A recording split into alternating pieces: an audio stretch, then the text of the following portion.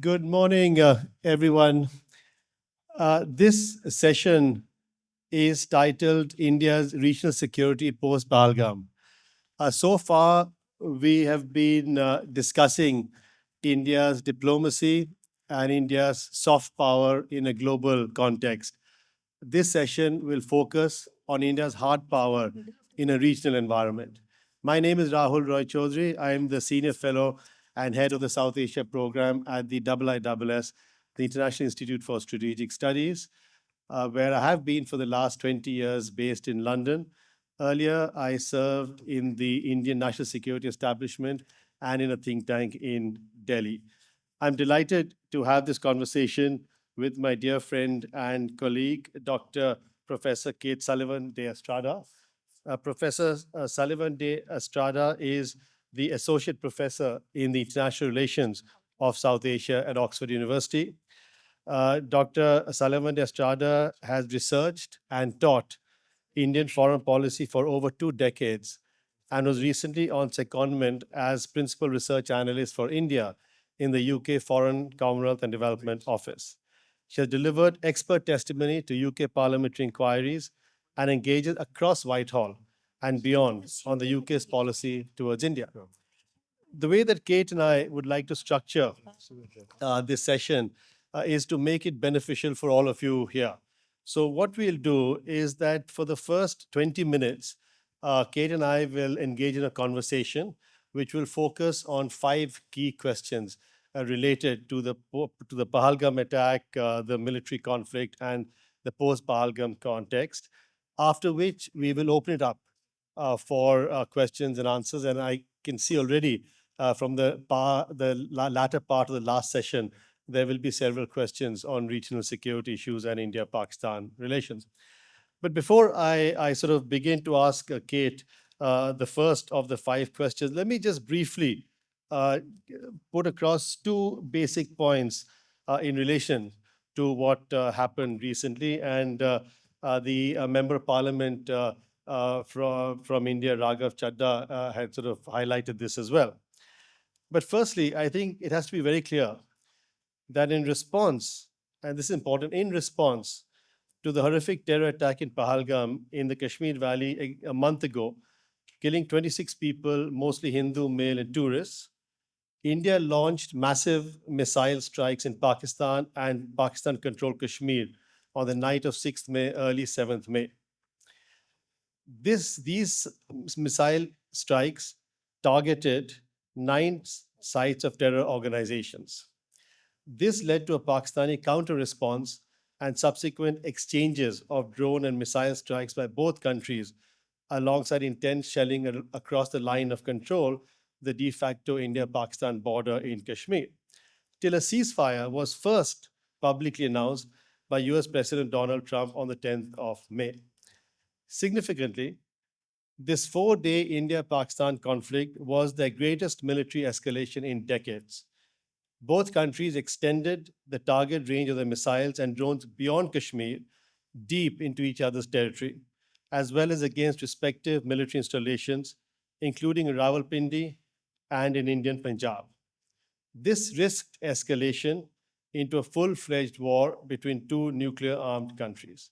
And my second point before I turn to Kate is that we saw in those 4 days from the 7th to the 10th of May an unprecedented sea of misinformation and disinformation by the media and governments of both countries. Stridently different and disputed narratives have emerged since then and continue to emerge from both countries. This has included the timing, nature, and extent of respective military and drone strikes, military losses on both sides, and the impact of strikes by both countries. Yet, this has enabled both countries to proclaim victory. India has begun carrying out Tiranga Yatras, flag marches across the country in support of the Indian Armed Forces, and Pakistan has promoted its 4-star general, Chief Army Staff, to a 5-star Field Marshal. So given that these developments have taken place, Kate, what do you think really was achieved by the 2 countries? Did the 2 countries achieve the aims they had set out for in the conflict. Thank you, Rahul. Is my mic working? Okay. Okay, it's working great. Thank you, Rahul, for the kind introduction, and to Pratik for the opportunity to speak here today. To pick up on your point, Rahul, a friend of mine is currently in Lahore and has been sending me WhatsApp photos of the enormous billboards that are lining the streets of the city. And they are featuring the army chiefs, the political leadership, with slogans such as Pak Forge Zindabad, pictures of now Field Marshal Munir alongside Jinnah, with the phrase, the quote from Jinnah, there is no power on earth that can undo Pakistan. So there's a clear parading of heroes on the Pakistani side, which I think speaks to the fact that this is being spun in Pakistan as a victory. Pakistan argues, or the military leadership argues, that Pakistan has demonstrated its defense capabilities and also deterrence. On the Indian side also, I think there are a number of victory narratives. We see attention on the terror infrastructure that was destroyed, and in the precision of India's military strikes as key achievements of the recent conflict. And it's to be expected that both sides will be trying to spin what happened and cast what happened as a victory on either side. But when I think about the aims maybe that were unstated in the conflict, those focus perhaps on moving from sort of step by step through the conflict in a way that was restrained. I think there were unspoken attempts to try to keep the conflict below the level of full-scale war, and certainly away from nuclear brinkmanship. Were those aims achieved? Because arguably they are perhaps the most important ones for the citizenry of India and of Pakistan. And I think that a lot of analysis that's out there at the moment is suggesting that that restraint was in play. Each side was not reaching for the next, 3 or 4 rungs above in escalation, but the same rung or the next closest rung. But the escalation that worries me, Rahul, and maybe you too, because you've written on this in the past, is the escalation between conflicts. So what would the next conflict look like moving forward? Thank you, Kate. I mean, just before we go into that aspect, which happens to be our last question, I just want to say that on the Indian side, Operation Sindoor, I think we have to understand what Operation Sindoor's objective was at the beginning. And the objective was really to strike terrorist infrastructure in Pakistan and Pakistan-controlled Kashmir. And the strikes took place early morning. So it was understood clearly that India was trying to limit civilian casualties by carrying out the attack at that time of early morning. But it was also clear that there would be limited casualties, including within the terror infrastructure. So my own sense is that Operation Sindoor, which had a very limited objective, really. It only expanded the objective to target military infrastructure as a result of Pakistani's response. So you're absolutely right. I mean, the initial statements were always that this is a precision sort of strike. This is really not against the military infrastructure of Pakistan. But it's very difficult to understand how Pakistan would not have been able to react or respond to that. I mean, clearly there was an expectation that there would have to be some sort of escalation. And that brings me to the second question, which was on the ceasefire, which I know was also briefly mentioned at the end of the last session. Kate, what role do you think the US played in the ceasefire? I'm trying to multitask. It's always a bad idea. I think it's really hard to tell. I think what's really clear is that the 3 different accounts we have of the ceasefire are all very linked to domestic politics in each of the United States, India, and Pakistan. And I think we saw this in the US case this week. So if any of you were following the Court of International Trade a lawsuit that was going on this week where there was a case being made that Trump has overstepped his authority to impose global tariffs. Of course, that was affirmed and upheld, and now the White House has challenged this. The India-Pakistan conflict came up in that lawsuit. And it came up, fascinatingly enough, because the Secretary of Commerce, Howard Lutnick, drew on the conflict to bolster the argument that the president's power to impose tariffs shouldn't be diluted, because he argued the ability to impose tariffs on foreign nations could negatively impact the use of economic instruments for strategic effects. Now, this came off the back of a very explicit claim that he made that the ceasefire was only achieved after Trump intervened and offered both nations trading access with the United States. So whether or not this is true, and we hear many untruths coming from this administration, it's very clear that this is a very potent political narrative in the United States. It's been used in this particular lawsuit.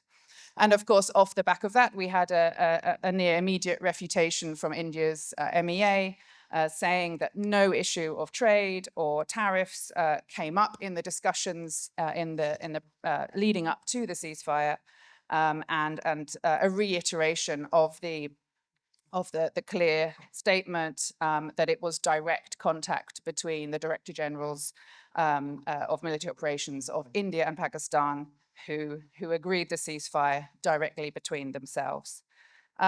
Of course, this fits very much with the long-standing Indian position of not wanting to internationalize any India-Pakistan issues. This has been in place since 1972, and not to invite external involvement on the issue of Kashmir, which has been in place much longer, since I think a very uncomfortable experience in the late 1940s with UN mediation and involvement. And of course, on the Pakistan side, I think Islamabad has seen mileage in thanking Trump for helping to bring the fighting to the close, because Rubio, as we know, Secretary Rubio called for an India-Pakistan meeting at a neutral venue to hold constructive talks with possible US involvement to solve the Kashmir dispute.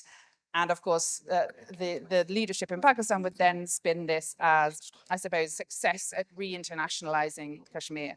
So there are very clear, I think, incentives for different narratives. I think it's very difficult to know what exactly happened, but perhaps if you really want to get into the weeds of it, Chris Clary has a great piece out with the Stimson Institute, released yesterday, I think, called 4 Days in May, and he tracks the call-outs of the readouts of the calls that the United States had with India and Pakistan, and plots a timeline, and worth looking into if you're really interested. Thank you. I mean, I think that, as you said, I mean, there are two, again, sort of divergent perspectives on how the ceasefire took place, the US view and the Indian view. And I think the Indian view is being put across cautiously, because obviously it's not in India's interest to, directly contradict President Trump, publicly in that sense. But I think this is, again, something that we still possibly haven't got to the bottom of. So it will take some time to sort of get a better understanding. But what is clear is that there were multiple countries involved in talking to both India and Pakistan at the same time, including in the UK. So Foreign Secretary David Lammy, in fact, was speaking to both foreign ministers of India and Pakistan, calling for restraint, calling for de-escalation. And in fact, before the ceasefire took place, Foreign Secretary Lammy talked about a ceasefire that needed to take place. But let me come to the third question. And that is important, I think, to our audience, particularly here in the UK. And that is, Kate, how has the international community read the crisis? I mean, not only the UK, but I think globally. But how has it sort of seen the crisis from outside? How is it being seen from the outside? So I think there are two narratives that stood out to me, as an outsider looking at how different characters, different actors were making sense of the conflict overseas. The first really is the kind of sense-making you might expect, which is concerned about civilian losses or might be concerned about whether actions on each side were in compliance with international law was absent. I think that speaks to a new kind of permissive environment for conflicts internationally. The big conversation was about Chinese military technology, I think, initially. And this is picking up on a point that Lord MacDonald just made, that really the conflict spotlighted, especially the very early, I think, the deployment of aerial assets deployed Chinese military technology in a real-world combat scenario for perhaps the first time in a long time. And really, there are, I think, a lot of concerns that are circulating around that. Certainly, there were early claims that this technology had a very superior performance. I think as people have made sense across the whole conflict, that has now been more muted.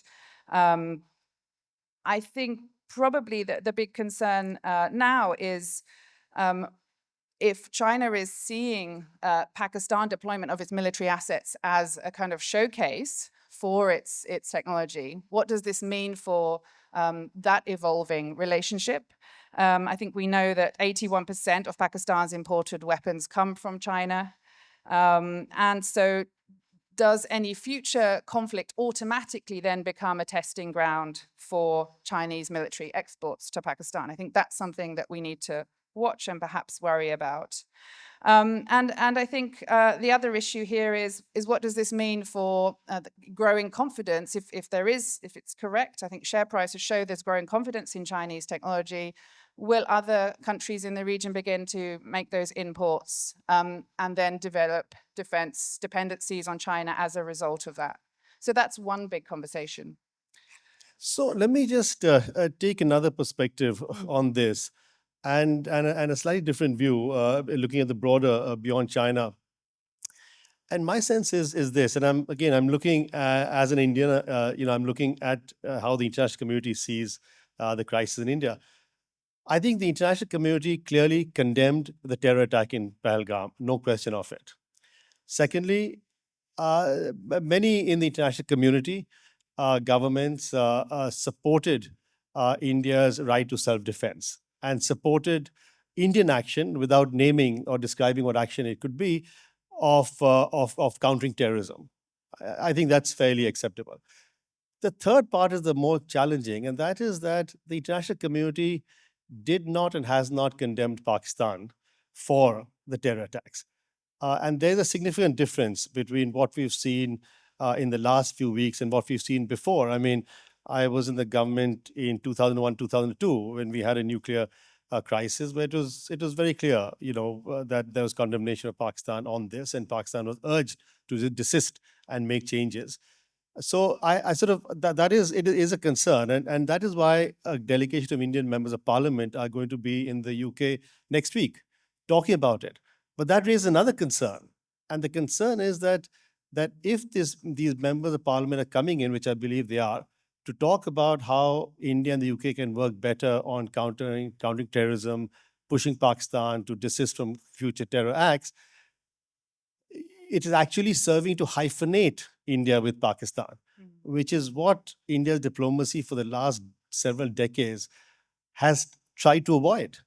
So we're caught in a bind. I mean, how does India get the international community to condemn Pakistan by focusing only on terrorism without enlarging it to a focus on Kashmir, which is what Pakistan will want? So I think the international community is sort of, I think, there's still a lot of work to be done in this respect. I think, Rahul, that was going to be my second big conversation that I've seen as well. And this is, I think, a domestic conversation in India, the conversation about rehyphenation. And I think my assessment is that it's a bit overstated. I think India is such an important international partner for so many important countries around the world. I don't think that there is this equivalence between India and Pakistan that some have been arguing is now recirculating. I think the hyphenation comes when there's conflict. So how do we avoid conflict re-emerging? I think there's a big disincentive for India in terms of its global standing and relations, very close relations with the rest of the international community, for conflict not to re-emerge. That maybe is a bit difficult when the Prime Minister said on the 12th of May that the next terror attack will be met with a military response. So I think I see a bit of a contradiction between that overall aspiration of keeping hyphenation away and also that need to be a strong state and respond to terror attacks. So let me end, and we'll open it up for questions in a minute. But let me end by saying that actually, as you sort of said at the end, Kate, that I mean, the two questions one asks oneself is, has India deterred Pakistan-based terrorism against it? We don't know as yet. Surprisingly, the Indian Prime Minister on the 12th of May, the first public address he gave after the conflict, said that Pakistan has agreed that it will not carry out terror attacks against India or something to that effect, but very significant. Now, we don't know quite whether, what the sort of details of that are.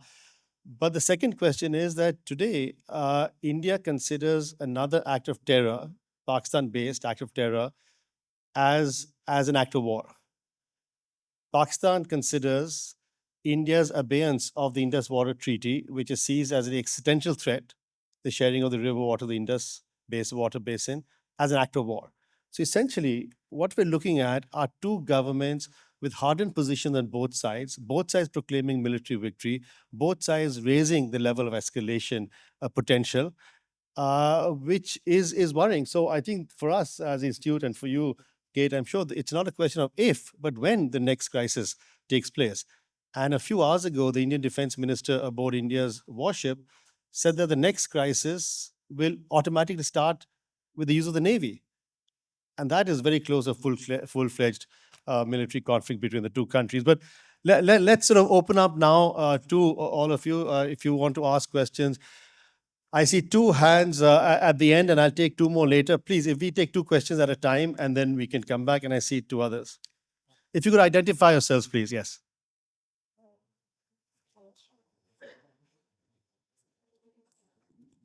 Thank you. Hi, thank you so much for your insights. My name is Simran. I work in management consultancy on sanctions and export controls, and I'm also a student at the London School of Economics. My question is, many believe we are in or approaching a Cold War between the US and China. And in a post-Pahalgam attack world, my question is India's posture of strategic autonomy still feasible and attractive? And I mean that specifically because when we talk about alliances, we typically refer to alliances, whether it's military alliances like NATO or economic alliances like the EU. And I think a post-Pahalgam attack has shown us that not having those alliances puts India in a very precarious position. So my question comes back to our previous discussion on the feasibility of strategic autonomy. If I can take another question and then we can go. Yeah, hi. Thank you so much for that lovely conversation that you two had. My name's Rishika and I'm a practicing chartered accountant. So my question comes more from an economic point of view where I meaning to ask this, that if we are the fourth largest economy now, why is there this constant question of trying to get global validation when the country is trying to defend itself when USA did not seek any global validation post 9/11? They just went ahead and defended their own borders, which I think every developed nation, which we are now becoming, needs to do. And what I see is a strong sort of barrier from the Western nations where, they cannot see a developing nation step into the shoes of a developed nation now trying to take its own decisions without taking their approval first. Thank you. Kid, you want to start and then I come in if you want to take the question? And then we'll get the next two I've seen.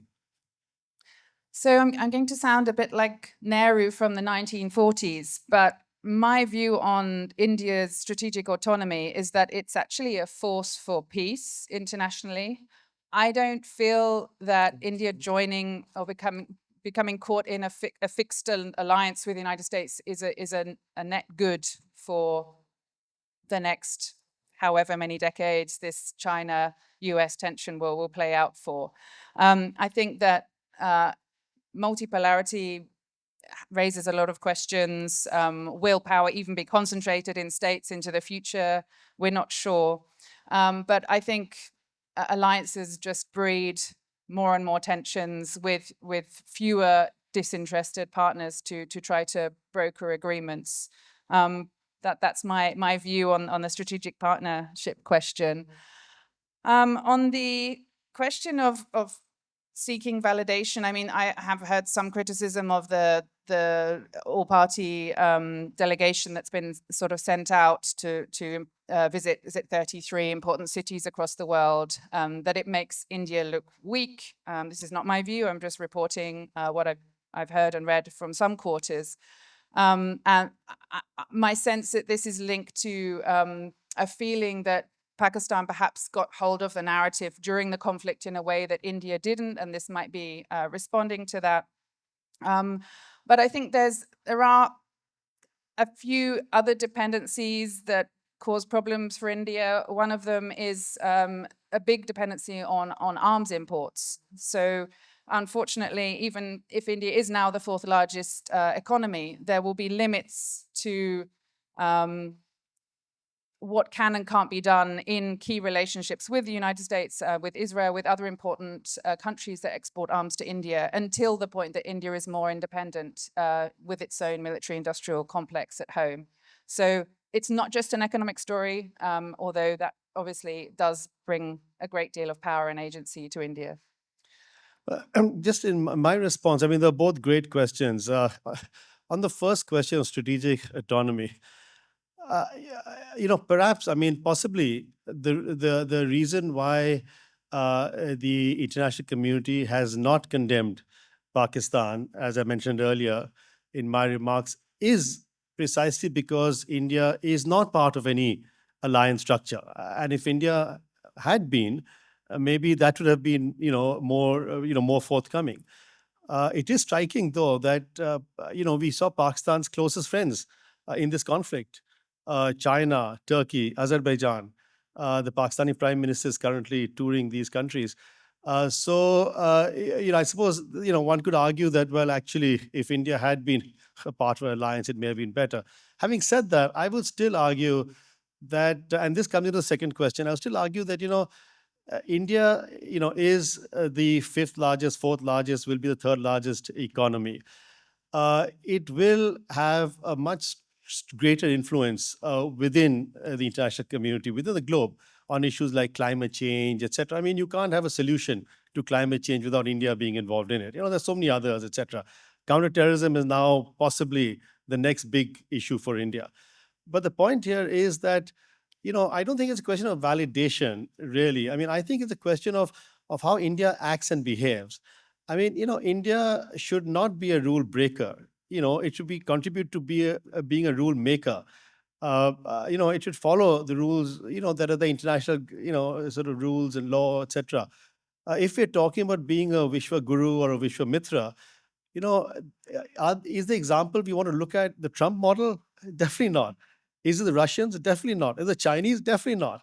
So in a way, I would argue that India has a unique opportunity, not to seek validation, but to focus on how it has its own inner strengths, civilizational values, democracy, plurality, secularism, all these things that have been very important to the heart of India are the values that will actually gain India that extra sort of leverage in the international community. And it should be really, focusing on these in terms of what it wants to project to the world. So I wouldn't see it as seeking validation, but it is important for India to put across these points and domestically as well, but also to ensure that as India's economy rises and it becomes more powerful, there will be a much larger playing field for it. Thank you. So let me have the two questions. First, the gentleman there. and then the gentleman here and the lady here. If you start there. Hi, Rahul. Kshitij here. Kate, great to see you again. It's my former boss and my former PhD examiner. So, Great PhD. yes, thank you. Great employee. Yes, thank you. I had a question. It was interesting to see that India launched Operation Pahalgam and the India-UK FTA agreement were announced in basically within a 12-hour period. And in some ways, I think that reflects this tug of war between India's global aspirations and its regional insecurities. And looking beyond Pahalgam, which was arguably the worst period of India-Pakistan tension since the 1971 war, if not the 1999 Kargil conflict. We had the border clashes in 2020, which were also the worst between India and China, which were also the worst since 1975. We've seen a downturn in relations between India and Bangladesh in recent months. To what extent do you think that India's global aspirations are held hostage to these regional insecurities in its neighborhood? Thank you. Let's take the gentleman here, the lady here. Yeah, what I think India is at a situation where really it is fed up of lectures from the Western countries, Western academics, and people like you, Rahul. You are saying India should play by rules. What kind of rules are you talking about? We are being attacked, terrorists are attacking our country, and it is in the vested interest of the West and the Western academics at Cambridge and Oxford to keep this pot boiling. That is the way they see that they can keep India, somehow bound. Those days are gone. We are not going to be listened to or lectured to by anybody anymore. And the British media and the British academics have got to get this clear. Don't play these games now. India is a different country. Thank you. I want to particularly answer your question since you named me, but the lady first.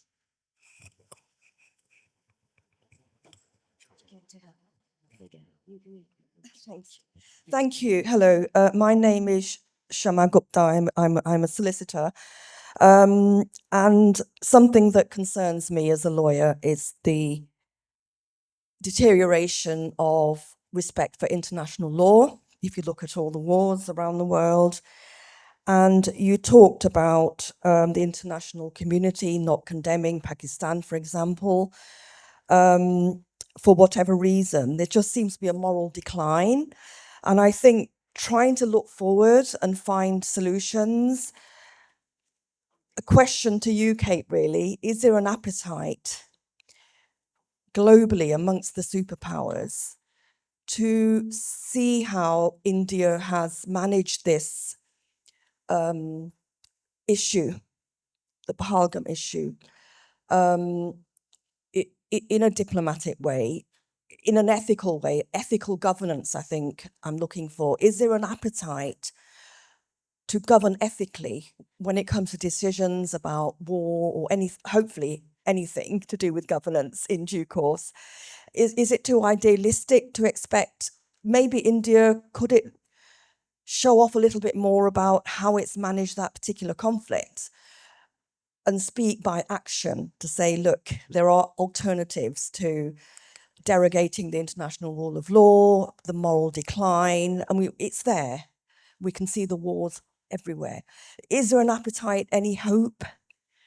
Can India leverage what it's done there to show the world that there are alternative ways of dealing with conflicts? Let me start with Kshitij first. So Kshitij, yes, I read your excellent commentary, raising these issues, India, sort of the contradiction between the regional security part of it and its global aspirations. My own sense is that it is that, that India's top priority has to be and must be the neighborhood. This is what is most important for India. It has to seek a stable and a secure neighborhood. At the moment, there are huge challenges in the neighborhood. You named some of them in that sense. India has a neighborhood first policy. That's a formal declaration of Indian foreign policy. The reality is that no country in India's neighborhood has an India first policy. And that again is a reality in that sense. So I would argue that India does need to ensure and work proactively in terms of regional security and the neighborhood, whether it's China, whether it's Pakistan, whether it's Bangladesh, whether it's the Maldives. And I think unless we do that, we'll always be short of having and exercising real leverage globally and to being a real world power. To the question the gentleman posed, I think the worry is that that there are people who sort of tend to with one brush stroke criticize everyone that they don't agree with, and I think that's not fair. I mean, I think it's important to have a discussion on these issues. I don't have to give you my credentials, in my views as an Indian national of what I say. But I would just say that, that we've got to, I don't want India to be a country that breaks the rules, that does things that, might is right, etc. I mean, if we are aspiring to have a global leadership, please. Let me finish. If we're aspiring to be a global leader in the world, that is not the example that we want to put forward, which is why I said, Trump is not part of that in that sense.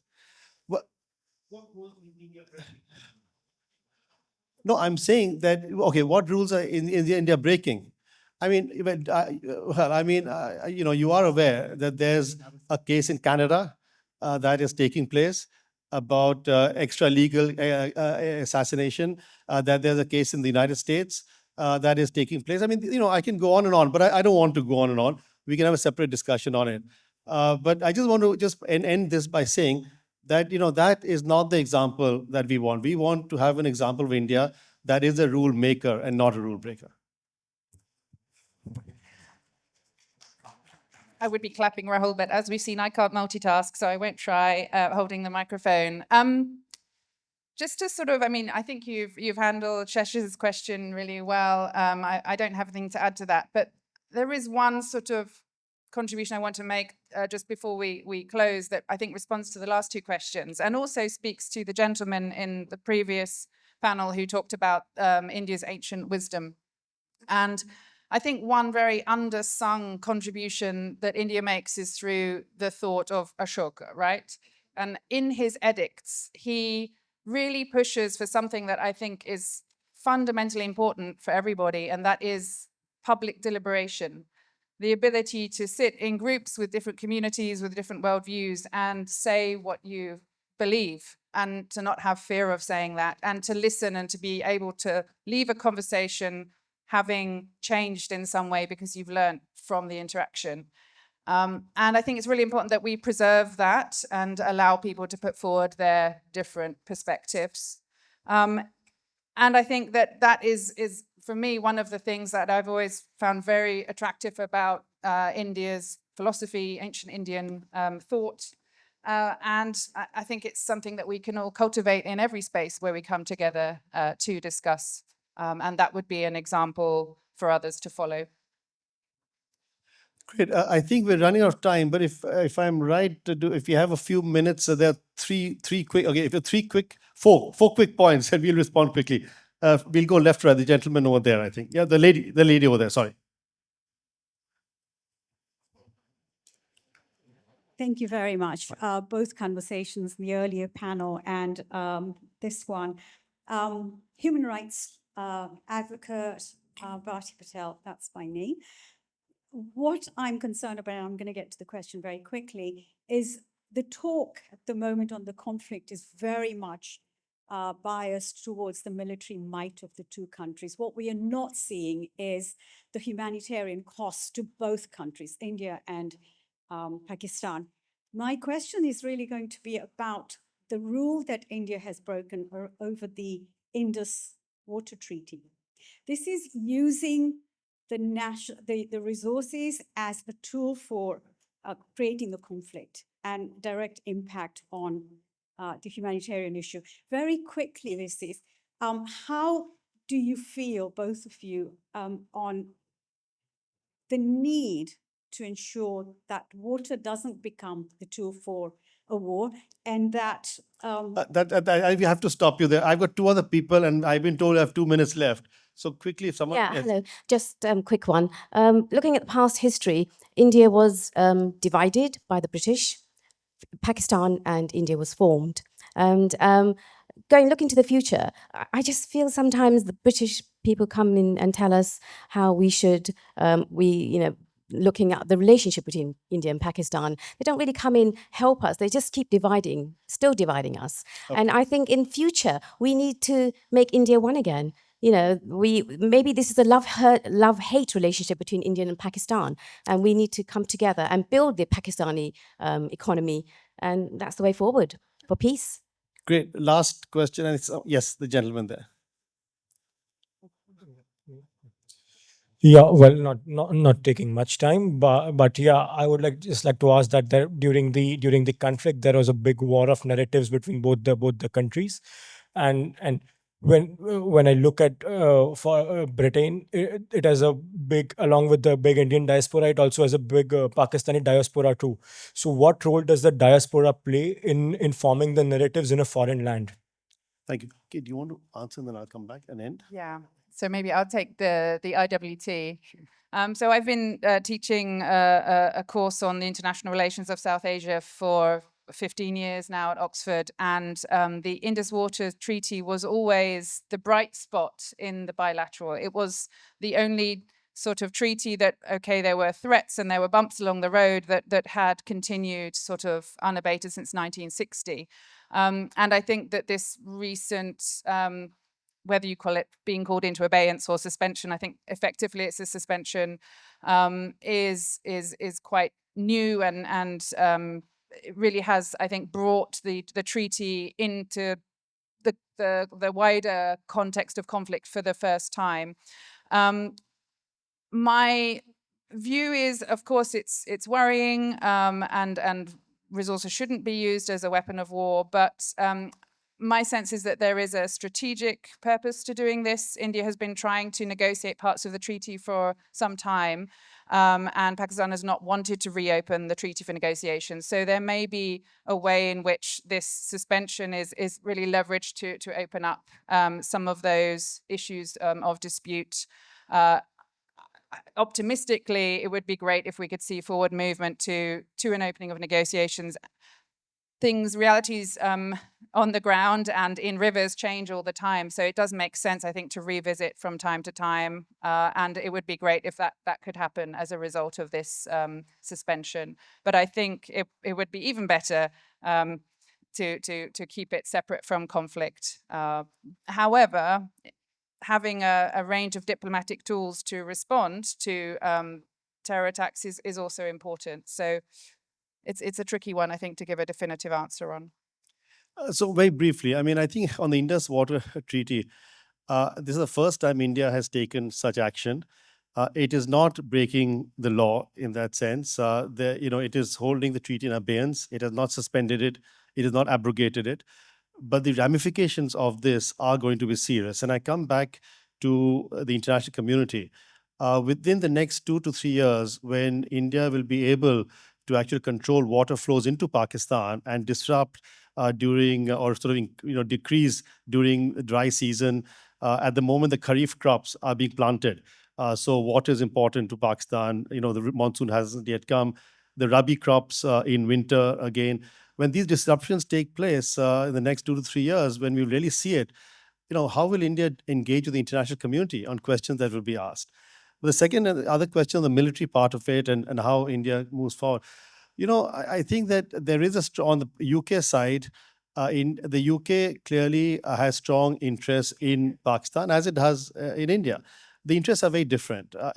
For the UK in relation to Pakistan, it is a large diaspora. We talked about the 1.8 million British Indians. There are approximately 1.5 million British Pakistanis here, a large component from Mirpur in Kashmir, etc. So there are strong sort of interests there. So I would say that it's not. I mean, I don't think we should be worried about whether the UK is interfering or suspected of interfering in India's relationship with Pakistan. I think it's really a question of how India wants the relationship with Pakistan. And I want to end on this point. As I said, I worked in the Indian security establishment 20 plus years ago. It was very clear then, as it should be now, I hope, that the Pakistan army, the Pakistan intelligence agency, ISI, are hostile towards India. There's no question of it. But it is not the Pakistani people. And in the Vajpayee government so many years ago, that distinction was made very clearly. The target is not the Pakistani people. It is the Pakistani military and the intelligence agencies. I think as we go along, we are going to have some challenges in how this is going to be reflected in relation to Pakistan. And India needs to start thinking of how to deal with the challenges that will come. Thank you very much. It's been a great session. So thank you all. I know I have to sort of end, but I'd like to thank Kate, Dr. Sullivan, Estrada, for being here with us today, and for all of you for your questions and your engagement in this hugely important issue. Thank you.